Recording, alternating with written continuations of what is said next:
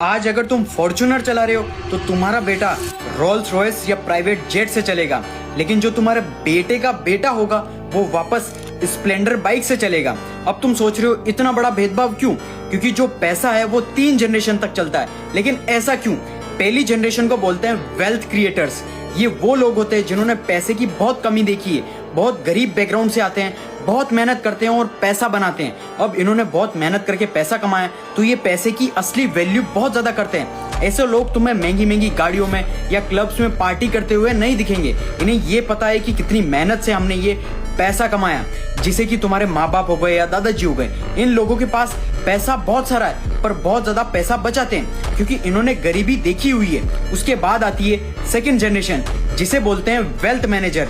तो इस जनरेशन ने अपने माँ बाप का स्ट्रगल देखा हुआ है तो इन्हें पैसे की वैल्यू बहुत अच्छे से आती है। फॉर एग्जाम्पल, धीरूभाई अंबानी ने बहुत मेहनत करी और मुकेश अंबानी ने वेल्थ को बढ़ाया और बहुत ज्यादा ग्रो करवाई वेल्थ। इसलिए सेकंड जनरेशन फुल मौज करती है। मुकेश अंबानी को ही देख लो, लग्जूरियस लाइफ, करोड़ों की शादियां करवा रहा बेटों की।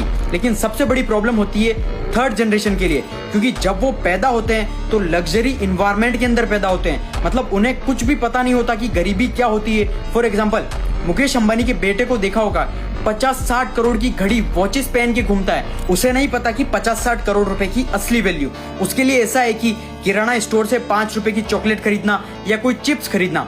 और इतना ज्यादा पैसा होता है कि अबंडेंस ऑफ मनी है, तो इन्हें नहीं पता होता कि पैसे की रियल वैल्यू क्या होती है। इसलिए तुमने देखा होगा बड़ी बड़ी पार्टीज करते हैं, महंगी महंगी घड़ियां गाड़ियों में घूमते हैं ये अमीरों के बच्चे।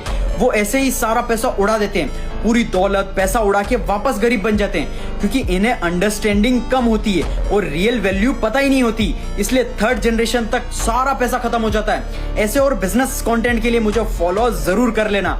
और इसी रीजन की वजह से कुछ अमीर लोग अपने बच्चों को गरीबी की दुनिया में भेज रहे हैं ताकि वो असली वैल्यू सीख सके, असली रियल स्किल सीख सके। इसलिए अगर तुम गरीब हो और बी ग्रेटफुल फॉर एवरीथिंग और मेहनत करके अंधा पैसा कमाओ। जो अचीव करना चाहते हो वो खुद की मेहनत से करो, ना कि भीख मांग के।